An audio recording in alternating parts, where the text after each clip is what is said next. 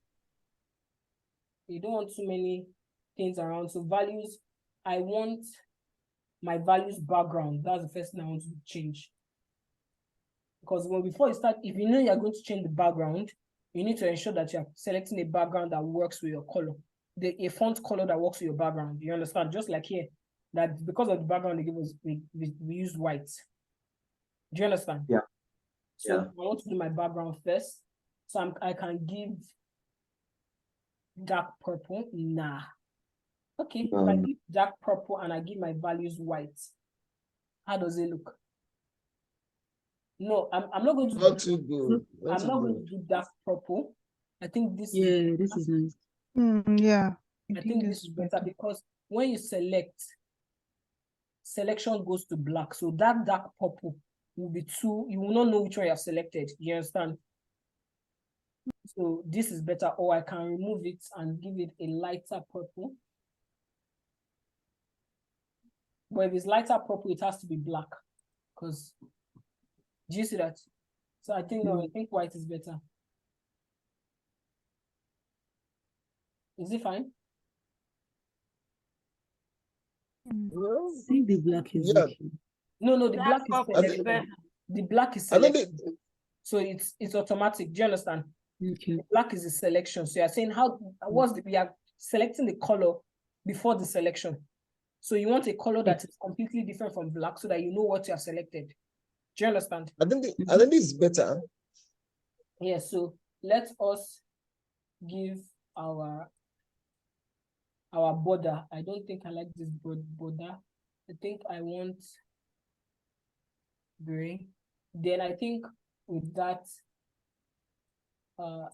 we're okay with this. What else do I want to do? Slicer, header, I've done that.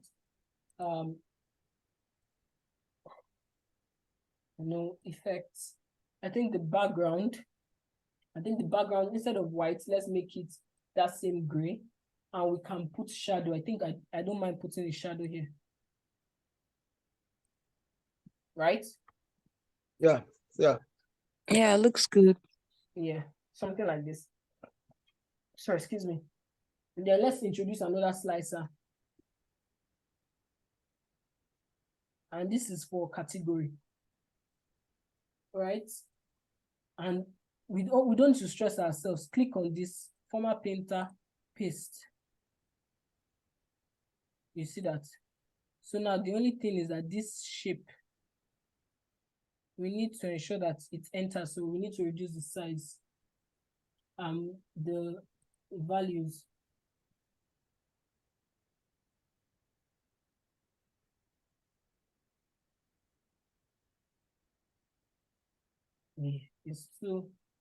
It's reducing it too much for my liking. It's reducing it too much. Let me see, can I increase it? Okay, I think I will increase it to this and move it here. I like it to be in the same size. Escape. Okay. Yeah, I think this is better. At least you can see it. I don't know why we can't still see technology, but I'm going to leave technology like that. I don't want to squeeze it too much. Do you understand? So now, look at what we are saying about our slicers. Sorry. The moment I click central, I'm looking at everything that has to do with central. Do you understand? I'm looking at the consumer, even the list. It's showing me only people that have dealings with central. You can see the total is 2,323. Do you see that? Yeah. You get? So Yeah. I'm seeing what's going on there. If I say east and I want only furniture, you can see that. Yeah. You see that? Or I want west and I want only furniture. You can see that. Yeah. It's only 707 transactions. This has 601. This has 332. Central has 481. But that's for furniture. So if I remove that, you can see that. So you can see how sweet the slicers work, and you can be able to draw that information. So imagine as you are feeling this dashboard, they have done this dashboard. So as the sales team, as they're making sales, they're entering the data live. All you have to do is to refresh. So whenever you have a meeting and you want to discuss it, all you have to do is refresh. So with this, you have made a fully automated financial dashboard because the inputs, as they are putting it inside, you have linked it to the live data set. Wow. Do you understand? That Excel Yeah. folder or the link, whatever it is, that's where everybody is dropping their data. And that's where they're dropping their data. So instead of you trying to duplicate and be doing, just link this Power BI straight to that. And life is sweet. You see that? Wow. So see what you have It's done fantastic. in under 2 hours. Wonderful. Literally, I think we start, let's say about an hour and a half, because I think Priscilla did some introductions. I did some introductions before we enter. So an hour and a half, and we have a fully automated dashboard for our superstore, our superstore commercial performance dashboard. Please give ourselves a round of applause. Ooh. And this Can is you what hear I'm that? not just And hearing. can you hear that? I'm hearing. Oh, okay, that's fine. Okay, okay. Did you take off the page, please? Yeah, I okay. just one question. Yeah. Okay, shoot. I still have some things to say before we end the session, so but shoot. Oh, okay. Yeah, go on then. Yeah. Okay, so so this is the financial dashboard, right? So you just imagine what you have learned so far in over the past 1.5 hours, right? So it's amazing, it's fantastic. But if you could learn this in an hour and a half, now imagine when you go back after you get the recordings, you get the slides, you get the Excel sheet, you get the PowerPoint, slide, and you can replicate, and you are replicating it.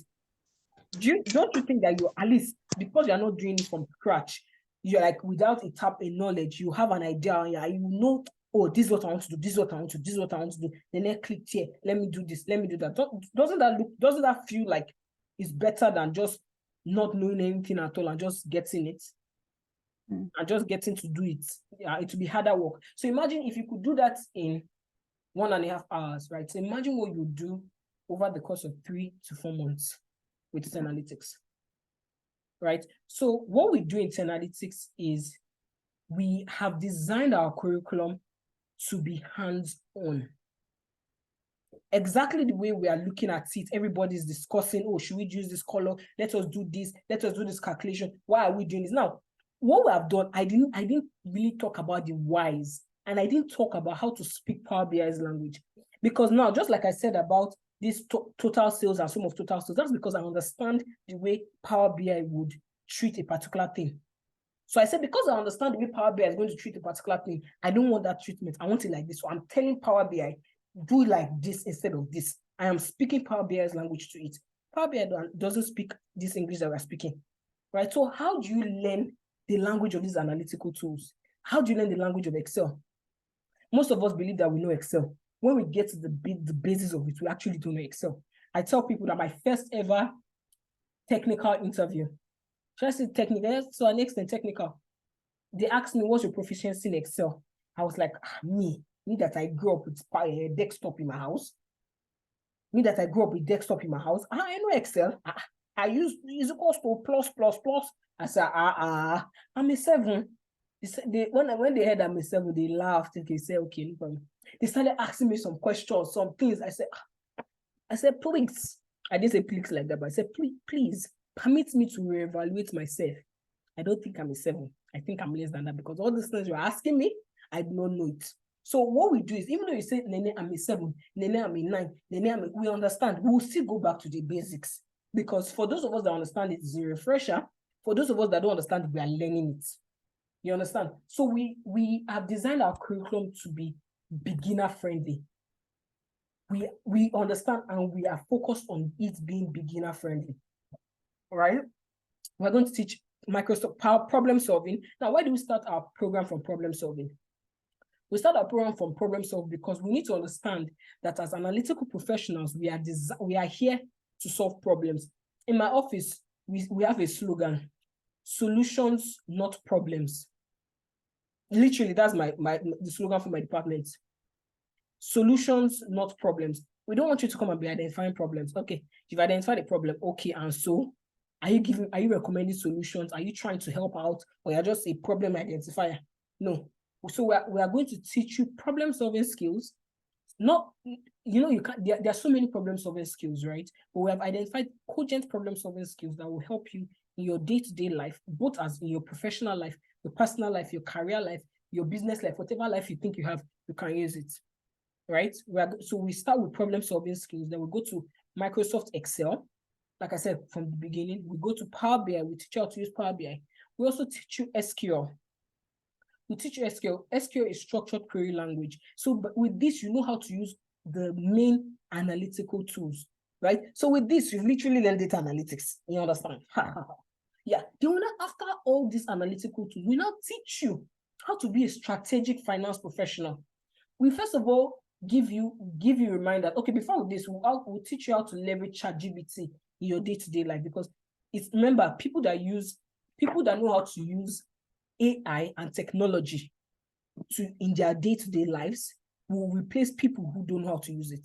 So we're not here to be replaced. We're here to replace other people. So we're going to talk about how to use ChatGPT as an analytics professional. Then we'll go into the core finance curriculum. First of all, we'll start with accounting fundamentals. Now, some of us say, oh, now I know these finance things. I've been an accountant. I've been a finance professional for things. Don't worry. Some of us say, I don't really know much of this, so don't worry. So we have detailed guiding videos and we have live classes. And I'm going to talk about these videos very soon. So accounting fundamentals, we teach you how to develop financial models. Remember, companies are they want insight to make decisions. Now, every decision a company makes there is a financial implication. They want to understand the financial implication. They are planning their next 3 years. They are planning their next 5 years. They're saying they want to do this, they want to do that. Is it profitable? Does it make commercial sense for us to venture into this thing?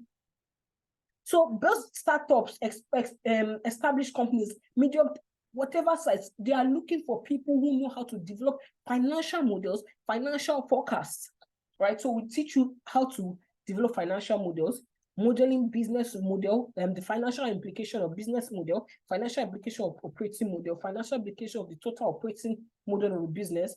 We teach you how to perform financial analysis. We teach you how to value businesses, right? The different valuation techniques we teach you. And now, when I say we teach you, it's not just teach you, but you do it. One watchword for us in analytics is experiential learning. We're going to bring up some of our current participants, right? We're going to go from our current participants for them to show you what they have done, right? We walk the walk. Like whatever we say, we mean it and we do it, right? We believe in experiential learning because it's not I have learned that will get you the job. It's not I've learned that will get you that career advancement. It's not, it's I can do and I have done. So in the course of your program, you're going to be doing things, you're going to be working on assignments, you're going to be working on projects, you're going to be doing a lot of stuff. We're going to keep you hands-on, we're going to keep you very, very busy, right? They also teach you sensitivity because there are some times when you're preparing financial models, sometimes even though as much as they're not trying to be optimistic, you can be optimistic. Or life happens. Nobody planned COVID. Nobody planned Russia invading Ukraine. Nobody planned the current Niger crisis. Nobody planned the removal of education subsidy. At least most people didn't plan it, So how do you account for all of that in your financial model? We teach you how to do that. Right? So this is a detail, this is more information about the curriculum, right? Now, so are you ready to build the skills for the future and today? In fact, one thing I found that's the founder of analytics, Adisa says is that the best time to learn these skills was about 10 years ago. And the next best time is now. Because if you look around you, see people that actually know how to use these things becoming superstars. I tell finance professionals that the easiest way for you to be a superstar in your organization is through Excel. People think they know Excel, but they do not know Excel. Little things like count if, sum if, X lookup, you think, like people try, because one thing is, all of this is they have languages, right? So you need to know how to instruct the tool. You need to know how to speak its language. Right? So people will be concocting some formulas, if and or some they will be concocting some formulas. I remember there was a particular model, there was a particular performance dashboard I did that when I did the formula, right? My director looked at the formula. He was like, What did you do? Now, my director, and my commercial manager, because my commercial manager is someone who actually boasts. He's actually, before I joined the firm, he was one of the people that know how to use Excel. My director looked at my commercial manager. He said, "Do you understand what it called me Nini?" That my previous one. He said, "Do you understand what Nini did?" I was like, it looks similar. I now explained it. I was like, oh, this makes sense. That if he was to do this, he would have had a longer formula. You'd have done some things that, but like the way I did it just makes perfect sense. I mean, like, so little things that can make you shine. Excel is the one thing that can make you shine. And that's why we say, even if you say you know Excel, we'll start from the basics so that you don't need to concoct one long-ass difficult formula. You are using the right tools, the efficient tools to make your work easier, right? So are you ready to build the skills for today and for the future? Are you interested in being the go-to finance professional in your organization? Are you looking for promotion, new job, whatever you're looking for? Then the financial analytics program is for you. Right, so our program is 100% online, right? We, just like we have had it today, it's 100% online. We have classes on Saturday, live classes on Saturday, and we have guiding videos on Sunday. Now, why do we have guiding videos on Sunday? We understand that you guys are busy professionals.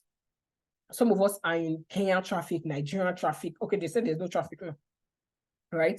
But you don't even need to, we understand that you are busy Monday to Friday. We don't want to choke up your weekend, right? That's not how to make your learning your learning phase easy. Our goal is to help you learn in the easiest and most efficient mode possible.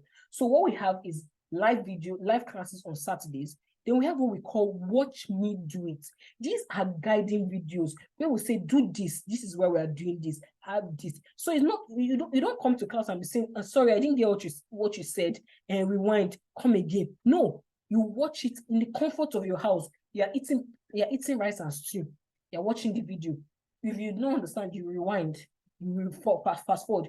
You have instructional videos that you can watch on Sunday and in the course of the week, but you must watch those videos ahead of Saturday's class because we will continue from there on Saturday. Yes, so you have more practicals on what you have watched on Saturday. So you are taking your time to learn. Then you now come to class, and all those things you have learned, all those concepts you have learned, you come to class and put it into practice. Work on real life case studies, right? Work on case studies, ask questions. You have facilitators, knowledgeable facilitators. We have tons of facilitators in analytics that know their onion. They've been doing this for the past about 5-6 years. They've been using these things on a day-to-day, every day, and they're interested in helping you enter this space with them, right? We also have a classroom system where you have lifetime access. So the moment you pay, you get signed into the classroom. You have lifetime access to the classroom. Now, what is in this classroom? In this classroom, you have recordings. All classes are recorded, just like this is recorded. You have recordings, you have all materials, every single thing. I'm going to show you the classroom very soon, right? Now, we're looking at helping people to be global analytics professionals, right? So we're not even just talking about how much you're going to earn as Nigerians or Kenyans or Ugandans or whatever. We're talking about how much you can earn working in the UK, in the US, in Canada. We're talking about how to help you get those jobs. That's what we're talking about, right? And we're focused on you having projects that you can work on, and talk about during interviews, in your CV, wherever you find yourself, because those are the things that will help you get the job. Not I learned. No, it's I did this, I worked on this, I've been able to do this, and I can replicate in your organization, right? We also support with 100% job prospect visibility. I'm going to talk about the recruitment hack session that we have that help to rebrand you as that go-to financial analytics professional. We also provide an industry relevant certification, which is a certified financial analytics professional, so that they don't understand that you understand the financial concepts as well as the data analytics tools. So it merged together. So it is so actually this is actually 3 months training. So it's 3 months because we've added it was previously 2 months training, but it's now 3 months training because we added stuff to the curriculum. We're always looking for ways to give you better value, to give you more value. So now 3 months training plus 1 month virtual internship. I'm going to talk about the internship very soon. So like I said, we're focused on not just Africa, but helping you to be that global professional wherever you find yourself. So the UK, Canada, and United States of America. You can also check this Glassdoor. You can check the average pay. This is good money to be earning. Right now, like I said, 100% job prospect visibility. We understand that some of us, we've not necessarily been in the tech space. We're just hearing about this tech, and we're just trying to, how do we position ourselves to get these tech jobs? Now, when I say tech jobs doesn't mean social media jobs. These are jobs that these are jobs that utilize technology, basically. And the truth of the matter is, because it's technology, everybody uses technology. Excel in Nigeria is the same Excel in UK, is the same Excel in Uganda, is the same Excel in Cameroon, is the same Excel in Canada, is the same Excel in United States. Let me tell you, it's the same Excel that I use in Nigeria that I'm using in this UK. Bam. So the tools are the same thing. So, but the things how you sometimes, most times you have to repackage yourself, rebrand yourself for this success, for these jobs. How do you do that? So the first thing we do is we provide you with CV review sessions. Now, why do we do CV review sessions? And we don't say, send me your CV, let me send you an updated CV. We do CV review sessions because for the same job title, you will see different CVs.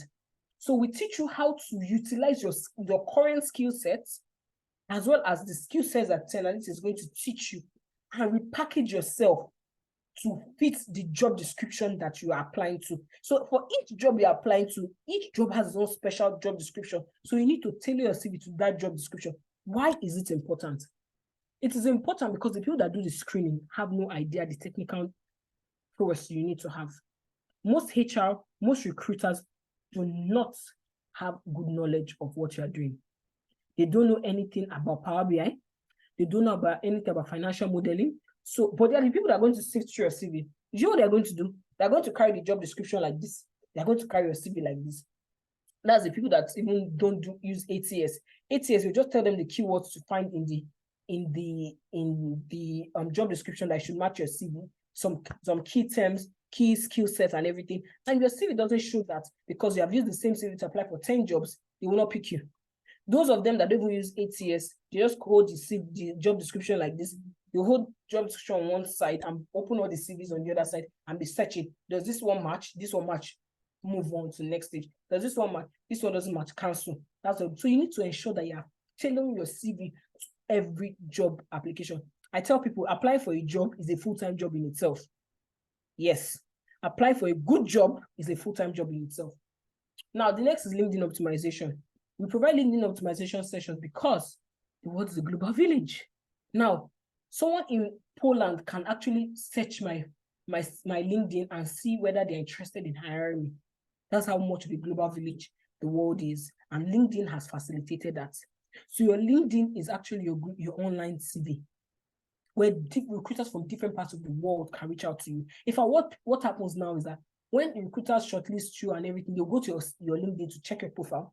When you are so shortlisted for the job, for the interview, the person that's interviewing you, the hiring manager, will also go to your LinkedIn to check you out, to check the projects you have worked on that I have posted, to check everything, and they'll use that in your interview to facilitate the interview. So how optimized is your LinkedIn? How ready are you for that job? There's also LinkedIn headhunting where recruiters they never apply for the job. Recruiter comes to meet you and say, oh, we've seen your profile looks nice. We have this job available. If you're interested, please send your updated CV to this email and we can follow up conversations. Has anybody heard that before? Has anybody heard of someone being headhunted on LinkedIn? Yes. Aha. So that's what happens. Yes. That's why you need to ensure that your LinkedIn profile is what? Optimized. Right? You need to ensure your LinkedIn profile is optimized. We also provide recommendation/reference letters.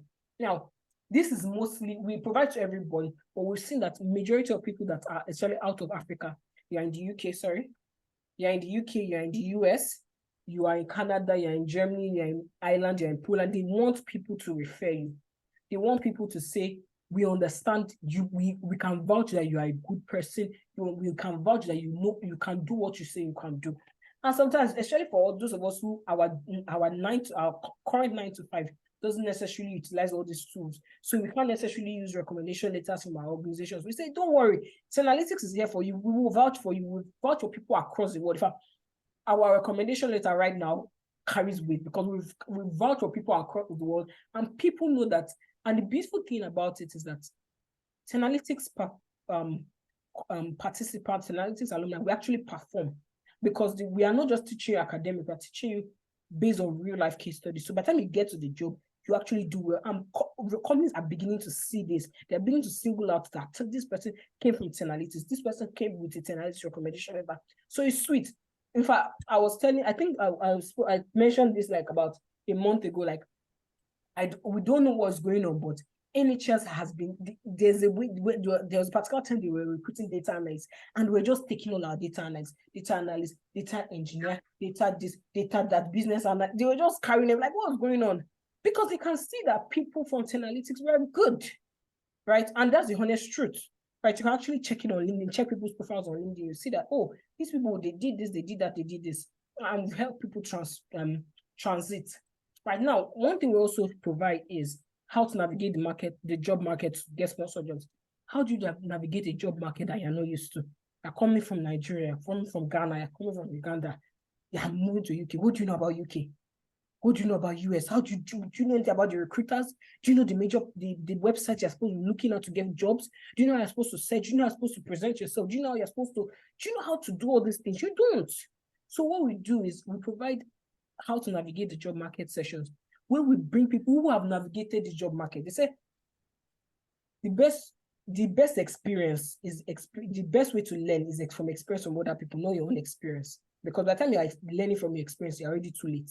So learn from other people's experience. Oh, they did this, they did that. So it wasn't working, and they did this, and this worked. So this is what you should be doing. Don't go and waste your time here, right? So we have those sessions. Then we have job and interview preparation. Our goal in Analytics is to ensure people advance their career ladder, whatever that career ladder is. So we say, as we're teaching all these things, revamping you, rebranding you, LinkedIn, CV, this one, that one, mentorship session, navigating job market, all these things. We say, apart from that, when you have done it, we encourage you apply for jobs.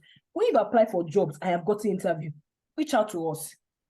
We will guide you through the interview preparation, because we want you to get the job. It's not as if at the end of the day, when you get the job, you are going to pay us any money. No, but that's our goal. The goal why Analytics was started was to increase the number of Africans in the tech space. I'm really African in my organization. Previously, my previous organization was really African. In fact, I think we have another African in another office, right? We have another African in another office. I think that's in the Netherlands office, right? My current organization. But my previous organization, I was the only African in the whole organization. I was the first. I was what did I say? This diversity hire, and I me start that diversity hire. So we want more, and that's something you see with a lot of Analytics facilitators. Majority of us are the only people. We're just 1 or 2 in the organization. We want more people. We want to see, because you can't be cracking African jokes. They don't understand.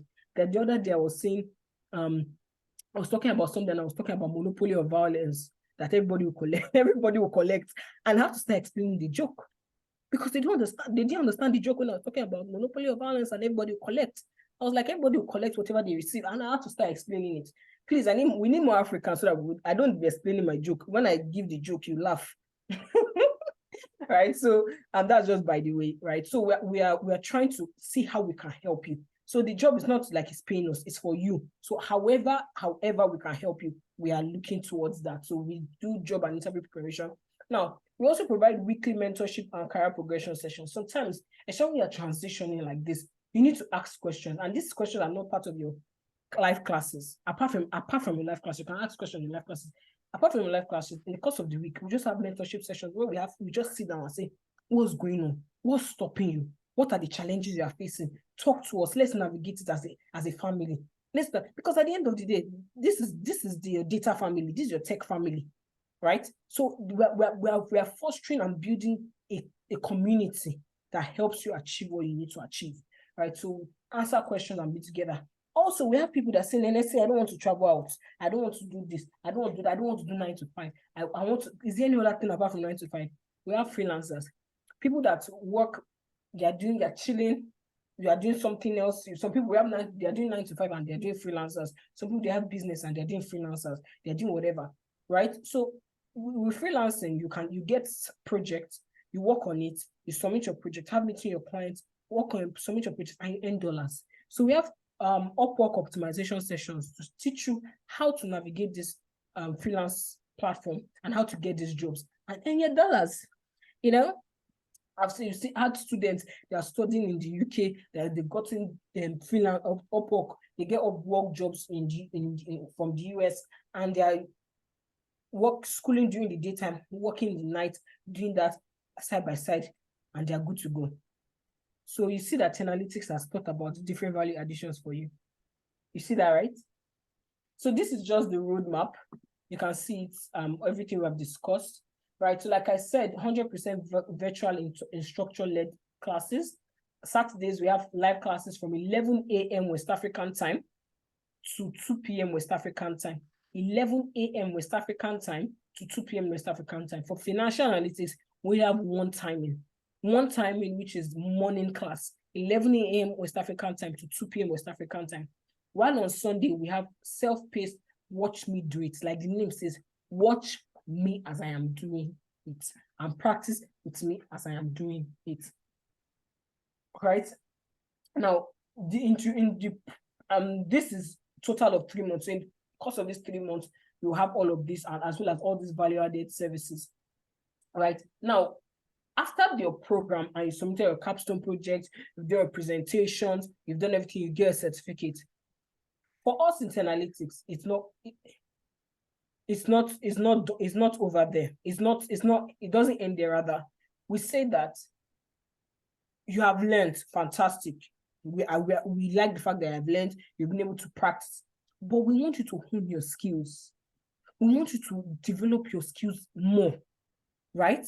We want you to be better than just learning. Remember, it's not I have learned, it's I have done and I can do. So we have a 1-month growth internship where we help you hone those skills. We have real life case studies. These are projects I have worked on, I have sweat on, and we're working on it.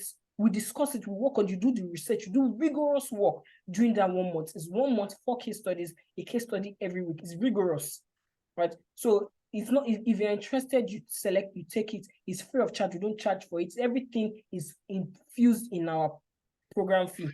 All of these things, we don't charge separately for it. This is infused in our program. So once you're a participant, you can get hold of the recruitment hack sessions, you can get hold of the growth internship if you please. Right? Now, just like I said, 4 months total, 3 months live classes plus 1 month virtual internship, right? Virtual instructor late Saturdays, 11 a.m. West African time to 2 p.m. West African time, just 3 hours. Sundays, self-paced watch me do videos. Now you can watch it on Sundays, you can watch it Monday to Friday in the course of the week, but you must watch it before Saturday's class. Now, this is just an overview of the classroom. So we have problem. This is the onboarding. So in the onboarding, you have different welcome kits, how to navigate the classroom, how to download Excel, onboarding session, how to download Power BI. For you also have how to download SQL, because previously there was no SQL, right? I think we just started SQL for this last cohort, for this August cohort. Yeah. So for September cohort, that's one that's starting this in 2 weeks and 3 weeks. In 2 weeks' time, you'll be having how to download SQL inside here. So guiding videos on how to download everything, as well as onboarding session, problem solving. You can see this is the Power BI session. This is securing remote international jobs mentorship session, CV review session, Excel, financial modeling, LinkedIn automation, mentorship. This is just excerpts. It's more detailed than this, but just for you have lifetime access to it. Right. So this is the growth internship I was talking about. You have 1 month dedicated. You have me. So I might not facilitate you. I'm in charge of the financial analytics program. I might not facilitate your financial modeling class. However, you will see me. I will be having drop-in sessions with you in the course of the week, because we have different facilitators here. We need you to tap from the different heads, the different facilitators, right? So you might have a different facilitator for your live class, but you will see me throughout your program. I'm going to most likely take a problem-solving class. I'm going to have your drop-in sessions with you, and I am going to be solely in charge of your growth internship. So your growth internship, you'll be interacting directly with me. right? We're going to work on this together. We're going to walk through this journey together. So I'll be your dedicated coach to help you through this 1 month journey. We're going to support you through, and you can use all these things as you're going to work on and in your CV during interview conversations, all those things. So these are the things that will help you hone your skills and tell them, I have worked on this, I have done this, I have done that, right? Now, our next cohort starts September 2nd. Like I said, August, we start first Saturday of every month, right? Our next cohort starts September 2nd. August has already started, and we don't want a program starts with you can't join the program. So there's no conversation around that, because we don't like you missing classes. It's an intensive program, right? Everything I said that you're going to get, believe you me, we're going to give you back to back. In fact, we actually had to infuse a break in between the financial analytics program, so you're not overwhelmed. That's why I'm trying to explain that. We're going to actually give you back to back. We're going to actually give you back to back, right? Okay, so you said, what do we do during the growth internship? So during the growth internship, you're going to be working on fully fledged financial models. You're going to be working on financial models intensive advanced financial models. You're going to be working on critical industries. You're going to be developing financial models for critical industries. These are projects that is not a one-day close your eye kind of thing. These are projects that you work on, you do serious detailed work on it. You develop the financial assumptions, do the calculations, do everything. I think I'm going to talk about the basic. Is going to be more intensive or part of the financial modeling class. It's going to be very intensive because you have learned to Excel, you have learned Power BI, you have learned SQL, but now we're talking about you being a strategic finance professional, right? Yeah. So next cohort. Now the price for the program is £400, which is 320,000 naira. All right. However, we have an early bird discount. Now, the early bird discount is for the first 20 participants. The first 20 participants, instead of paying £400, that's 320,000 naira, you pay £300, which is 270,000 naira, right? First 20 participants. However, we understand that you just paying that lump sum might be a big deal, so we accept first payment. Now, we accept instrumental payment. So your first payment should be 180,000. So that means, give me a second. I want to check something. I want to check the calendar very well before I give this comment. Okay, so that means before the program starts, you need to have paid 180,000. So fortunately, this masterclass is 2 weeks ahead of the start date.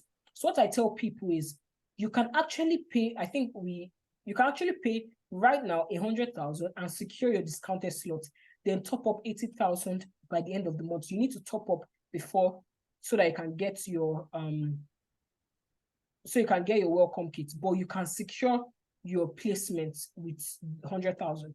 Now, this is just because we are having this 2 weeks before our class. By the next conversation, we won't be accepting 100,000. You have to pay 180,000 because we need you to make commitment for the program. We don't give early bird discounts. We don't give, should I say, audio early bird discounts, right? You need to indicate interest. You need to know what you're registering for. And don't worry, for you to make your decision, we're going to share these slides. We're going to share the slides.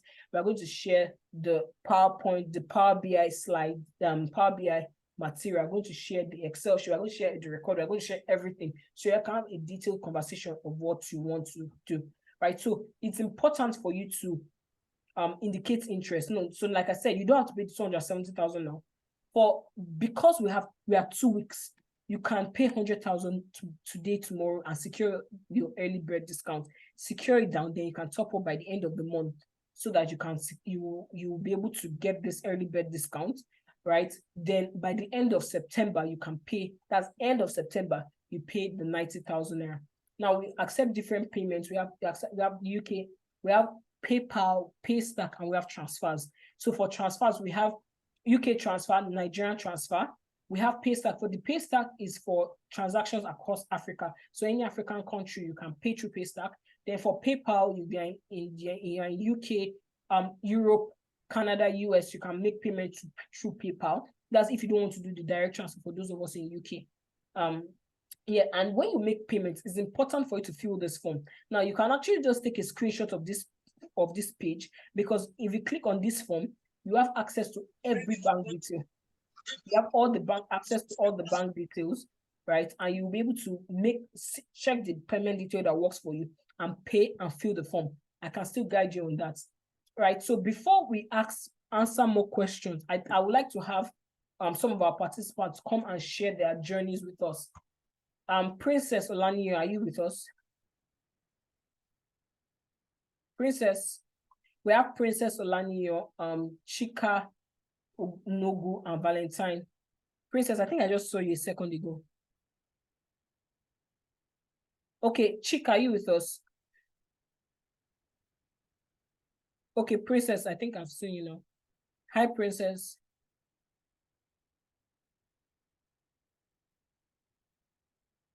Okay, if Princess is not, okay, yeah, hi, please. Oh, can you unmute yourself and turn on your video, please, so that we can hear from you.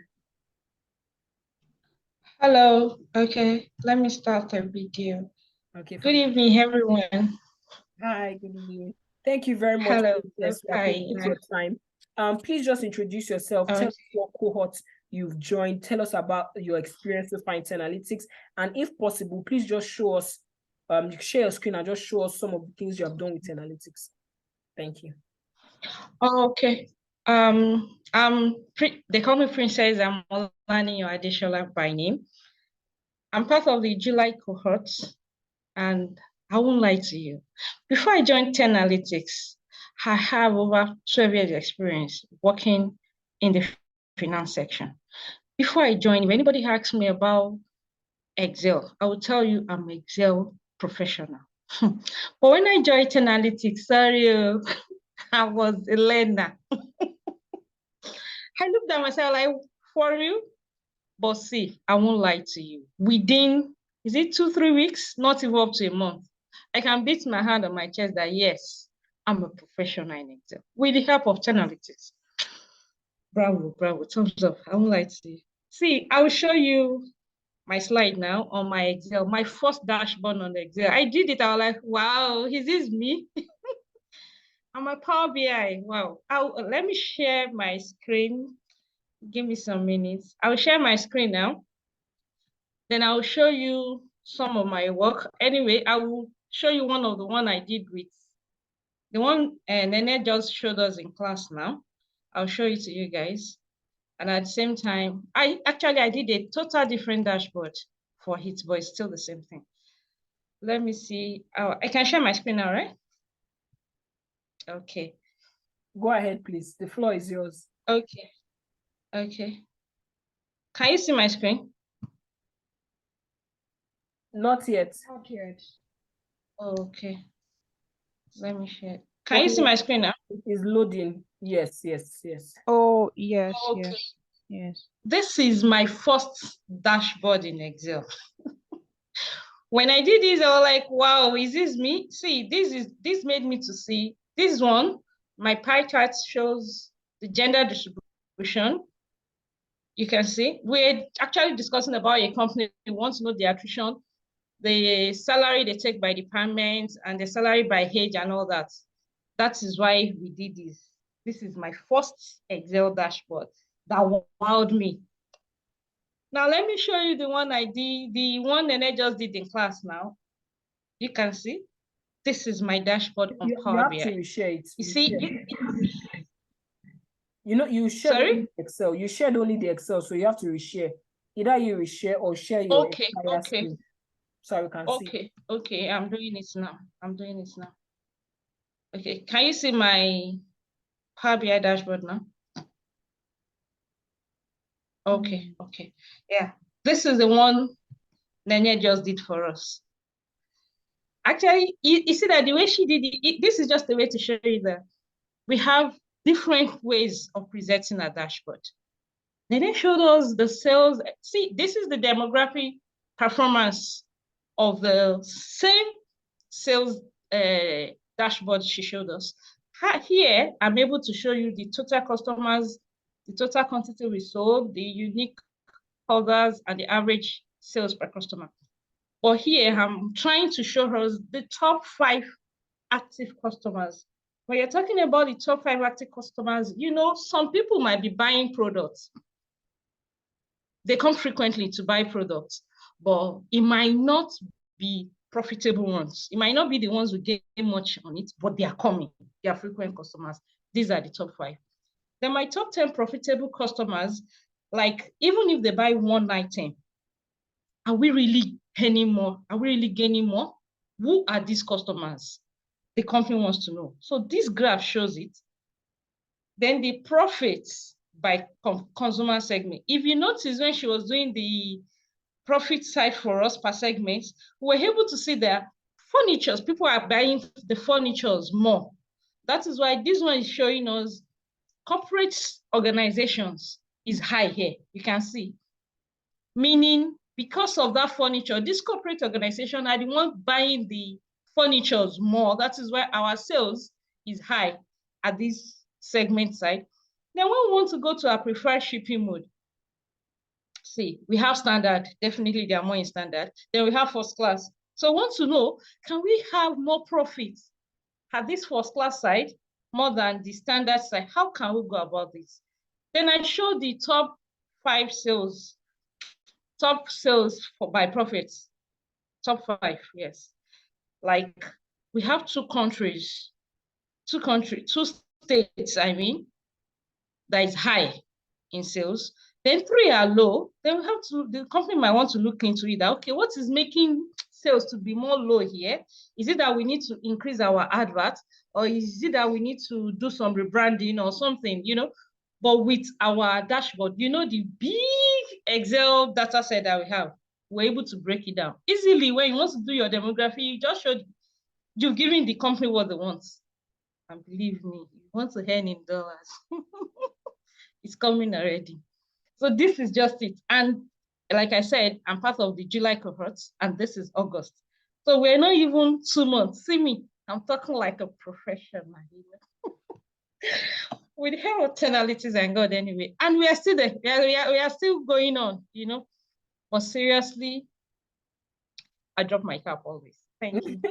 Thank you very much, Princess. Would you also like to just give some light on the sessions, the weekly sessions, that's the ones for the mentorship sessions? I don't know, have you studied a CV optimization? Just talk about the sessions that you've had. I've started, see, in fact, it's a brand.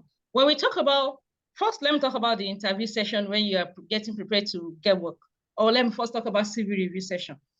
The CV review session, I learned a lot. In fact, I don't like missing it. If I miss it, I have not even missed. I don't even like missing it. I will be totally involved that I will not want to miss. The CV review session, I was able to see that before I have one CV. If I want to apply, I'm just throwing my CV here, there, just down one. For my CV review session, I was able to do that for a year. Don't even try. And you know, see my CV, everybody will know. You will put my name, my age, my CV review session made me to know, leave all these, you don't need it. And it's better when you are going into tech, you have your own separate email. Don't use the common email everybody's using. Yes, whatever you have will be mixed up among all the several mails. But when it comes to your tech, one email is there. So you will know, even when you have any interview or anything, you will not miss out in it because your mail is there. And that one mail is for your tech work. You get me? The CV review session, and LinkedIn optimization, yes, we are still there. When it comes to the mentorship program, I don't like missing. Like I said earlier, I don't like missing any one of it, anyone at all, because one way or the other you gain. When you are in the interview session side, when they are trying to interview some people, yes, this is the learning period, a process. We might see, we are not perfect yet, definitely. So when you see mistakes someone make, it will make you to also groom yourself that, oh, I can't fuck up. This mistake, I can't do it during my own time. Then you groom it and you groom it. See, I won't lie to you. The package 10 analytics give, it's the best.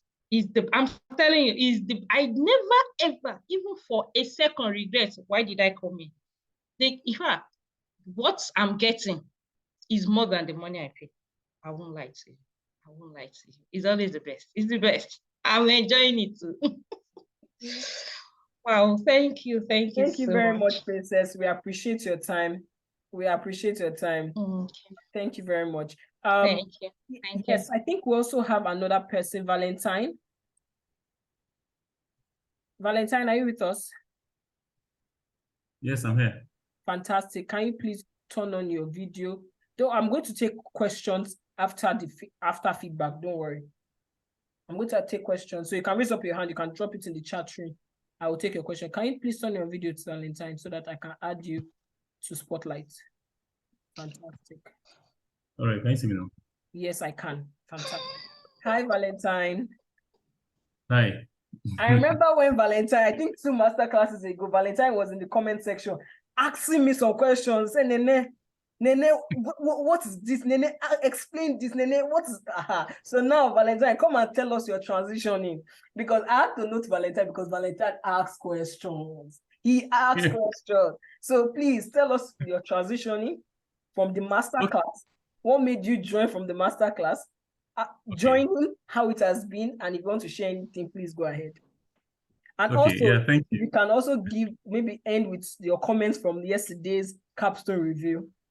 I would like that. Okay. Thank you. Okay, fine. I heard about if a friend of mine told me about data analytics about 3 years ago or so.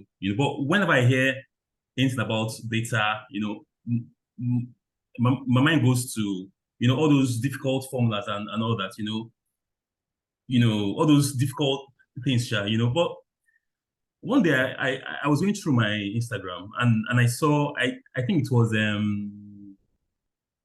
femina, yeah. He was talking about, I was like, they don't come with these big grammars again. I didn't bother. Again, the next day I saw his face again. I was like, okay, fine, let me just try it. Then I came across your master class. You took that particular class. I was following you. At the end, when you finished in like 20 minutes or so, I finished my dashboard. I didn't believe it at all. I was like, how come from this raw data I was able to get this dashboard? I mean, how possible is that? I was like, if I can learn this from just this 2 hours course from you, then how much more when I join, as in when I pay, as in when I register? I was like, okay, fine, let me try.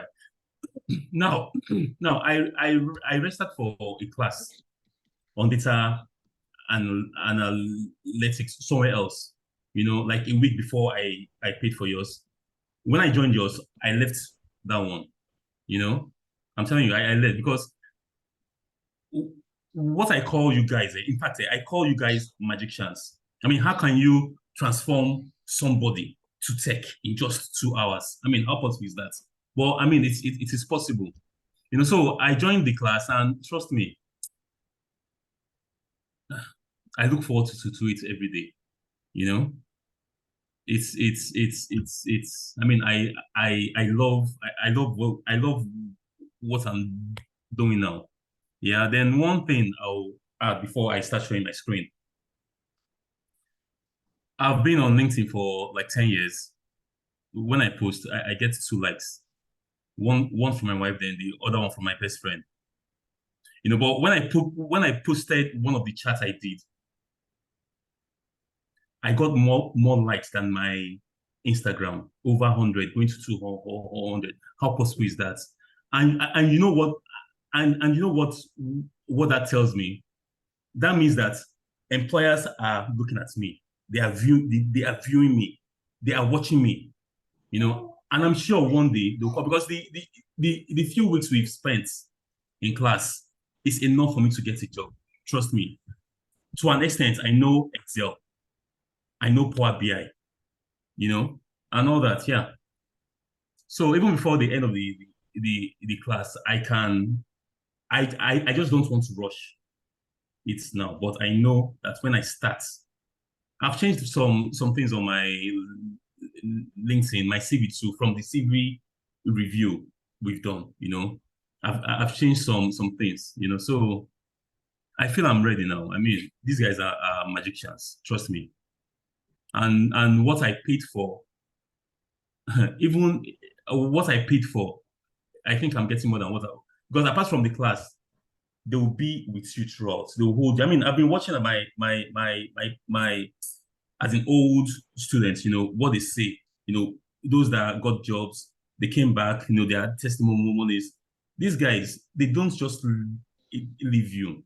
It's not about what you pay. It's not about the more money. They want you to be successful. So trust me, apart from the class, apart from the school, they are with you for life. For life, trust me. So I mean, you guys are great. I really thank God I came across Efemina that very day. I saw him like 3 or 4 times before I decided to join. But I mean, I'm not regretting it at all. At all. So if you want to make up your mind, don't waste time. Don't waste time at all. Trust me, when you join, before you know it, you get that job. Yeah. But sorry, one thing I'll say is forget about the money for now. Learn the skill. Be good at it. Don't forget about the money. Just learn. Spend time every day, because that's what I do. I spend time every day to learn one or two things. So that's it.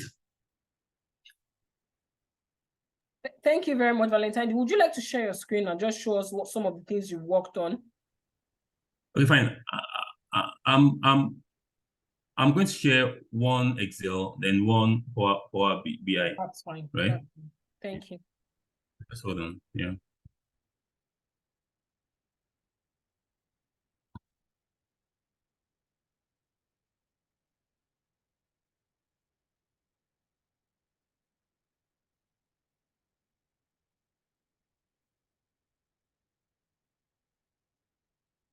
Can you see my screen? Yes, I can see your screen. Can you see my screen? Yes, please. Okay. Yes, please.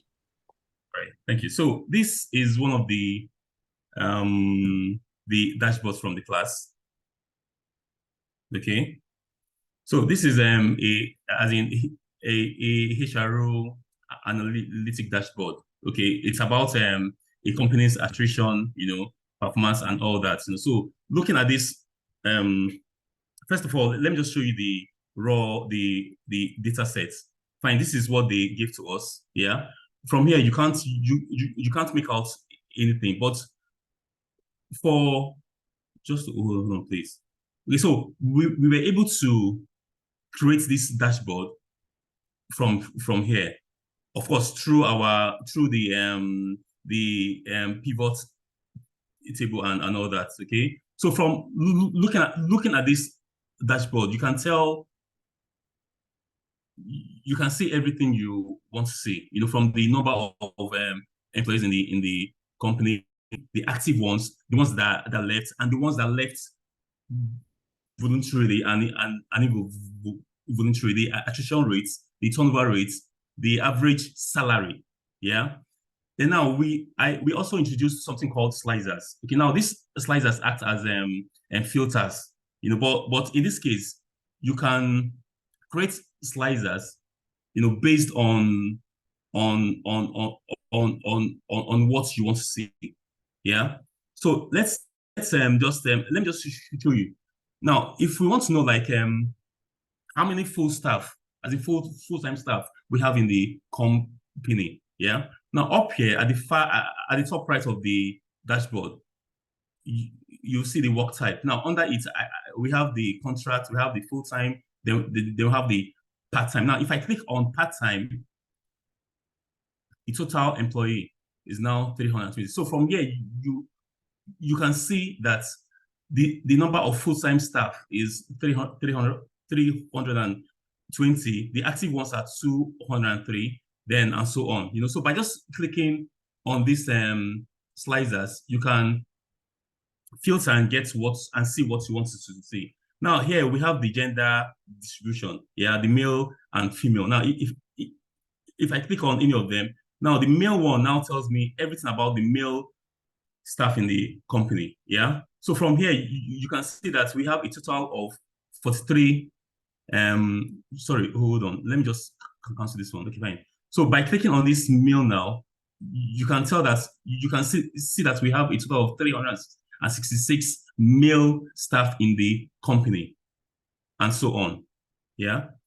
So then down here we have the salary by department. So from here, let me just cancel this filter here.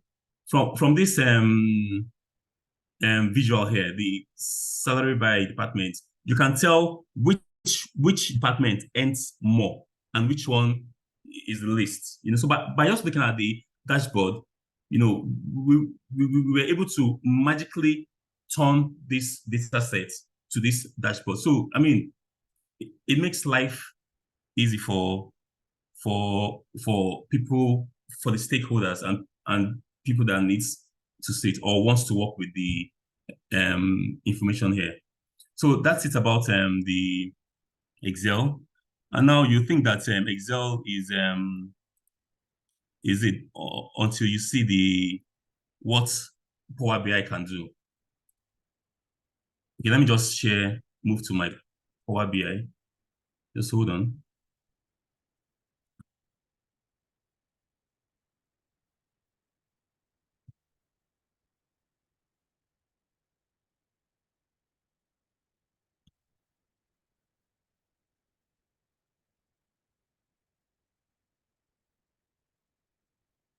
Can you see my screen? Yes, we can. Please go ahead. Okay, fine. So this is a dashboard I created with on Power BI. Okay, this is the data sets. Okay, just hold on, please. Yeah, this is the data set for the visuals. Okay, so let me just go back to my report. Okay, fine. So this is what I was able to get from the data set. Yeah. So like I said about the Excel, from here you can tell, as in you can see at a glance what you want. Then you can also filter as well. It has that function called slicer as well. So you can also filter. Now let's look for the number of okay, fine. We have number of as in the total number of applicants here. We have number of candidates, then the ones shortlisted, okay, and so on. Now, if we want to see the number of male that applied or female, we'll come here under this gender slicer, select the one you want. Let's select female. So by selecting it, you can tell now that we have 678 applicants, female applicants, and this applies to other visuals on this dashboard. Yeah. So it's just for you to see what Power BI can do. Yes, before I stop. Now, this project, I created 3 dashboards for it, and I linked all of them. Now, if you look at the bottom of the dashboard, you see 3 buttons. Yeah. Now, the overview is okay, I'll click on the overview now. Just hold on, please. Now we are on the overview. Now, if I want to go to the rejection dashboard, I'll just click on this on second button here. It takes us to the other dashboard. Now, this one talks about rejections in the company. Now, the third one talks about vacancy in the organization. Okay. So this is just a brief explanation. If I want to go on, we won't stop here this night. So thank you, Valentine. Thank you. People in the comment section, people admire your beautiful work. Your work is beautiful, Valentine. Your work is amazing, Valentine. Thank you very much. Yeah, then one more thing. I try to work within 3 colors, because by the time you add so many colors, because apart from the data, the information you get, if your visuals is not enticing, if it is not communicating, I mean, people will lose interest. So try as much as possible to keep it simple, not too many colors. And if you have to use dark colors, like for instance, if you want to use red, don't use red as in red. You can tone down that red, exactly. And that's what I did here. So I mean, exactly. I'm sure I'll get better. Definitely. When did you start? Like I said, I was able to do this within 3 weeks in class. Just 3 weeks. For me, imagine it's very interesting. Imagine what I'll become when I'm clocking like 2 years or 3 years. Maybe I will. For me, it's very interesting when I see people who actually were in the master class like this, and they come back to testify that, say, I was here, I was asking questions, and now I am back here, to testify of the fact that I am here. Sorry, before I talk out, let me just show you my masterclass dashboard. Okay, shoot. Can you see it? Okay, yeah. This is very good. That's in GT. And this the data set was gotten from the web. I mean, we extracted the sheet from the GTCO 2022 report. And okay, this is the report. So Nene showed us how to extract, how to work on it, clean it, arrange it, then before analyzing. Okay, and this was what this is my first dashboard, my very first one. So I was like, if I can do this, Haba, I beg, let me just join the class, Joe. There's no time, No time. I stopped playing. Yeah. So that's it. Yeah. Thank you very much, Valentine. Thank you very much. We appreciate you. So you can see, it's not just me talking, right? You see people who were also in this same position that you're in, now giving their feedback. So it's amazing. I'm very proud to see it. So for those of us saying, oh, it looks different from what you did today. So normally we do different things in our masterclass.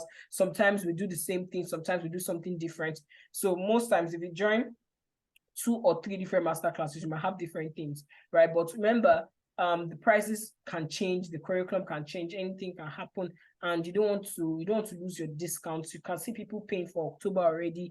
They want to secure the early bird discount, right? So one thing we do is, even if you pay in advance, if the price increases, we won't tell you to top up because you have already secured your discount at that price, right? That's one thing we do in analytics. So just give feedback. So I'm going to just talk about different people. We have Solomon, who came from an engineering background and did his analytics and got a job. We have Victor, who completed his program. We have so many people. These are the people that I have here.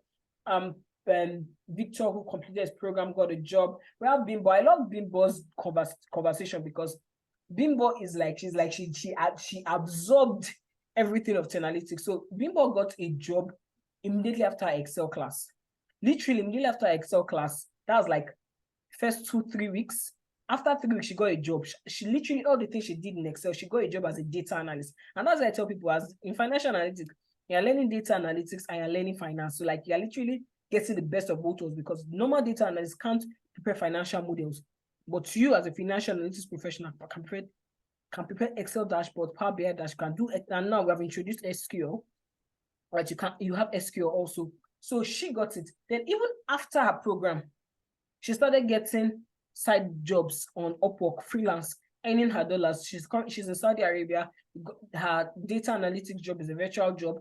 The freelancing job is a virtual. So she's just chilling, right? We have Afolabi also got a job, finished program, got a job, right? So before I take questions, just to introduce. So this is me. I lead the financial analytics program. However, I'm not the only person that facilitates, right? We have Jenas, who is a seasoned accounting and finance professional. He's really, really good. And he also facilitates with me. We also have Teniola, who also facilitates the financial analytics program. Now, these are the core financial analytics program. Now, for the data analytics aspect, we have facilitators across 10 analytics that actually handle this. So what I'm just trying to say is there's not one person you're going to see throughout your program. You have different professionals that are going to feed you knowledge throughout your program. So you can tap from different heads, tap from different people, tap from different knowledge basis throughout your program. And that's how that's how intensive your program at Analytics will be, right? Just some of the dashboards, right? I don't know why we didn't get someone that presented their financial models. I think this is the first time in a long while that we've had someone that presented financial models. But we actually not just prepare dashboard, not just core analytics, but also finance. So we prepare financial models and prepare financial dashboards. So this is a dashboard based on the financial model. This is a dashboard based on financial model. This is a sales performance dashboard. This is a dashboard based on the financial model. This is a sales dashboard. This is a dashboard based on the financial model. This is a dashboard based on the financial model. Dashboard based on financial. These are some inputs for the financial model. This is this income statement for financial workings for a financial model, and that's it. So we can actually show you more, right? But basically, what we are seeing in analytics is that we are dedicated to help you achieve anything you want to achieve in your career, right? So we are really dedicated to help people achieve this, right? We are looking for new ways by which you can add value. We always look for how to add value. In fact, funny thing is, in Valentine's masterclass, the masterclass Valentine attended, he said he wanted SQL. We're like, SQL is not part of financial analytics curriculum. The next cohort, we now added SQL. Valentine came back and said, where is my SQL? You must give me SQL. Don't worry, we've already agreed on that and we have sorted out. So we're always taking feedback and we're looking for ways to add value to our participants, right? And that's why the program was 2 months before, now it's 3 months, presentation 4 months. So we're always looking for ways to add value. Right, so that's what analytics is about. You heard people, they've just done 1 month, not up to 2 months, and they're saying that they've gotten their money's worth, and that's what analytics is about. So everything we say we are going to do. It's intensive. It's a lot. We are taking you out of your comfort zone. We are helping you transit. It's a lot of work, but you have guidance throughout this journey. We're not just going to throw you into the deep and say, bye. No, we're going to guide you. So it's an intensive way. And every single thing, every single class, every single recording, the CV session, LinkedIn session, the mentorship, everything is recorded and you have the recordings for life. That is our value proposition to you. So do we have questions? So someone asked about, if you have questions, you can raise up your hand. I will call you. I think I've seen Samuel's hand up. So I think someone asked about the curriculum. Let me say, yeah, this is the curriculum. Yeah, this is the curriculum. So Samuel, please go ahead. All right, thank you so much. I think this is very valuable, very interesting for me. I just coincidentally joined. I didn't even prepare. I came out the best. Sorry? I didn't need score. As I did present. Don't worry, I'm with you, Samuel. Okay, it's all right. So okay, actually, as I put it on the chat box, though it's not very clear, I'm actually a project coordinator, like with special focus on programming and managing budgets. So this is just like financial analysis is just one component of it, which I also have on my team, a finance officer who helps with all this report and analysis and all of that. So I've been looking forward to check your curriculum. You just posted it now, and I wanted to ask if you have maybe a special package because the area I wanted to really focus on is analyzing data in the field of education.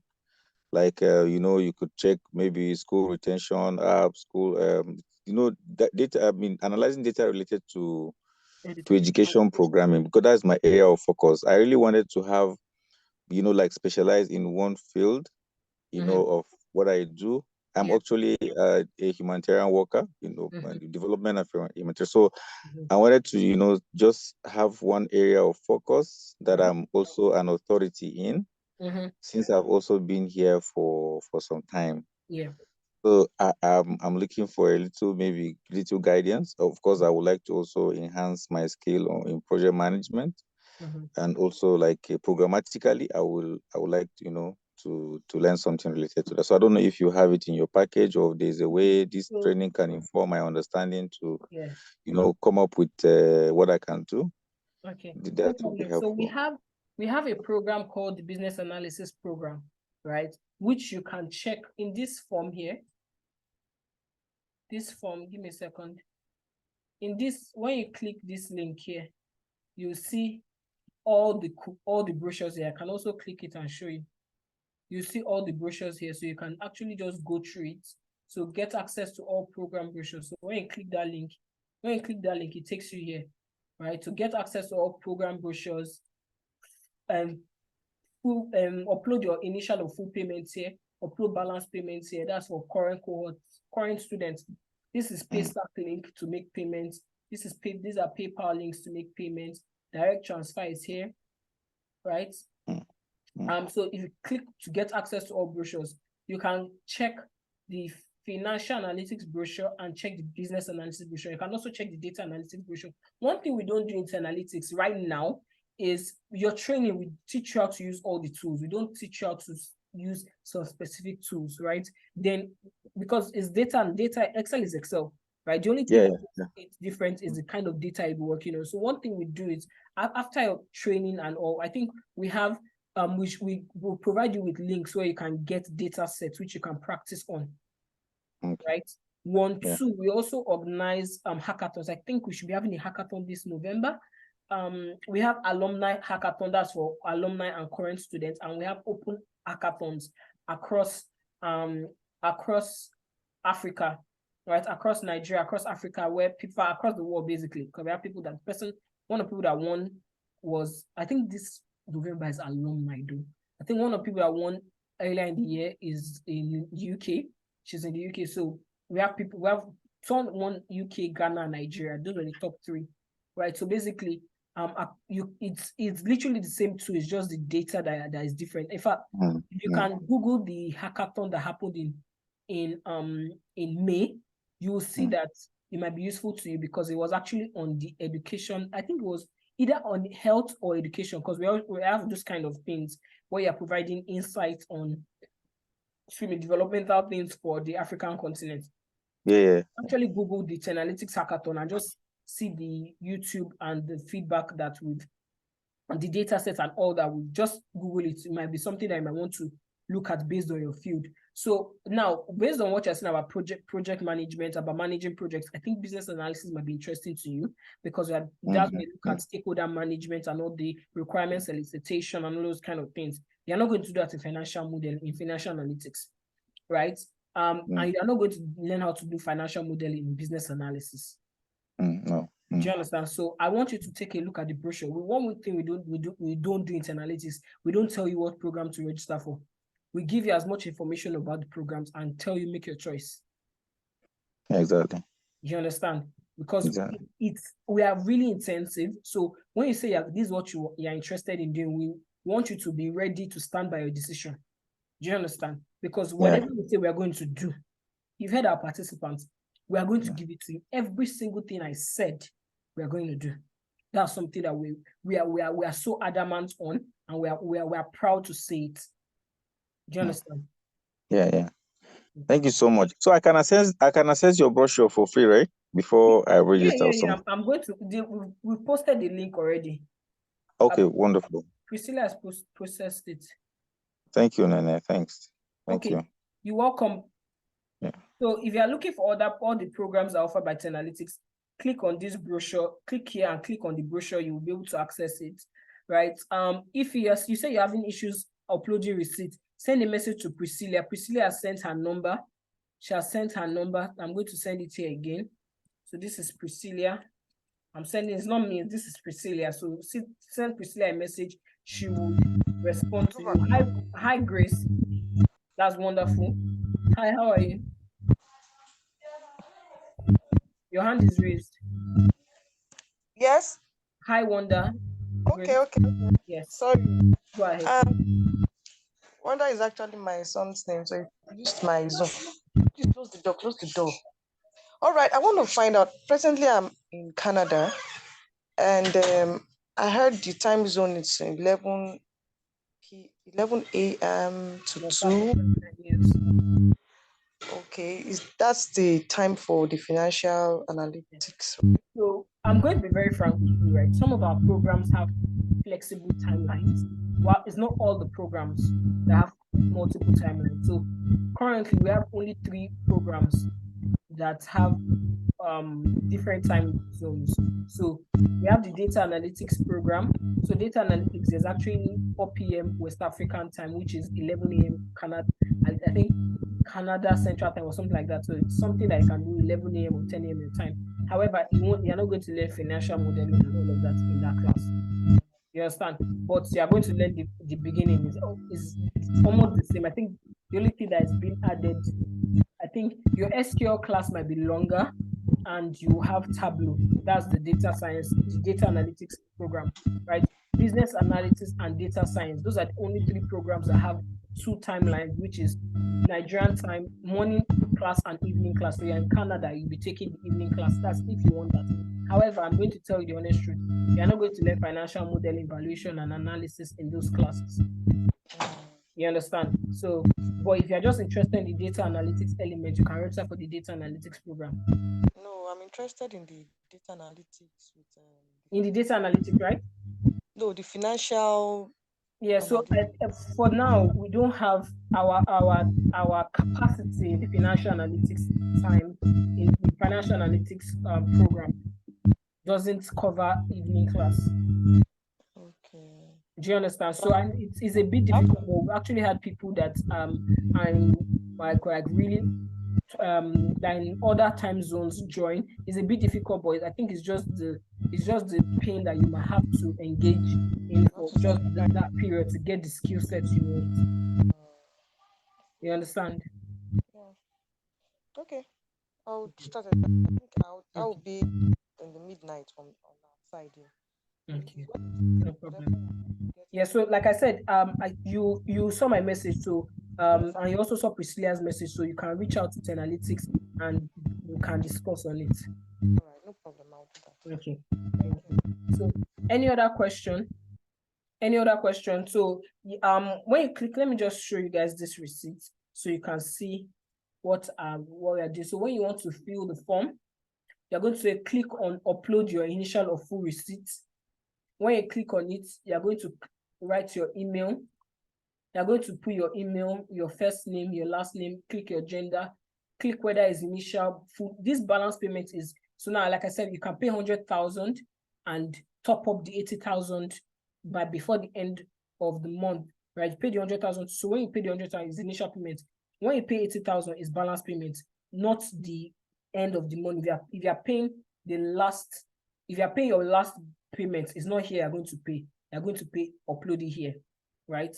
So that's just that. So next, now you have to read Analytics terms and conditions and accept it. Then you indicate the date you make payments, because when you indicate the date you made payments, it helps you. If you're glad, please see what I'm doing. Priscilla sent you a message. Priscilla sent you a message that you should send her a message on WhatsApp. Just send her a message on WhatsApp. If you're glad, if you're having serious issues with it, right? So that's Priscilla's number. So when did you make payments? When you need to indicate the date, because this helps us to confirm your payment easier when we know the date you made payment. What was your mode of payment? Did you use PayPal? Did you use Paystack, Naira transfer, or GBP transfer? You need to upload your receipt. You choose the program you paid for. This will be financial analytics. You press next. What cohort do you intend to start training? September, October. Your phone number, put any phone number there. You must put country code, so +1. I just put anything there. So location of residence UK, and how do you find about Analytics? Like I said, Analytics Twitter. Then you submit. I'm not submitting, but you have to submit. When you submit, you will receive a copy of this form in your email, and within 48 to 72 hours, your payment will be confirmed. And if you pay if you pay 100,000, your payment will just be confirmed, right? It will only be confirmed. You will not be sent welcome kit until you have topped up. Once you top up, you'll be sent welcome kit. That's how it is. So your payment will be confirmed, and you would have secured your spot. You'd have secured your spot for the early bird discount, but you will not be able to. It's after you topped up that you get a welcome kit. I hope that's fine. Any other question?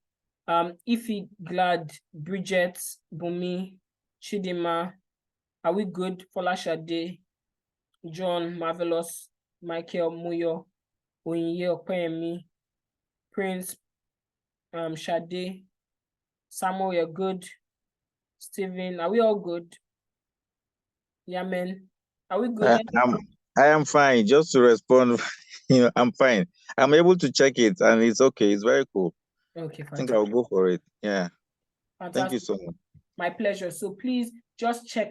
Priscilla there's a WhatsApp group chat. You can send a message there. You can send a message there. You can also send a message to Priscilla on WhatsApp. Please, if you are not sure about any other thing, you're not sure, just take a screenshot of this page right now.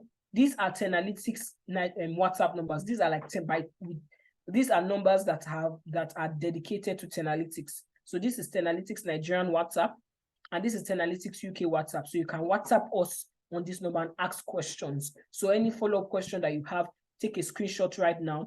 This is this link that has all the payment brochure, has everything, payment details, the form, every single thing you need. So this is it. Are we good? Hope you enjoyed today's masterclass. I know it's been a long day. Today is Sunday. You have work tomorrow. Thank you very much for staying with us till this very time. And I hope to see you on the 5th of August. Thank you very much, everyone. Bye. Nobody's telling me bye-bye. Bye. Bye-bye. Good night. Thank you. Bye. Bye. Good night. Yeah. Bye, Nene. Good night. Bye-bye. Afolabi from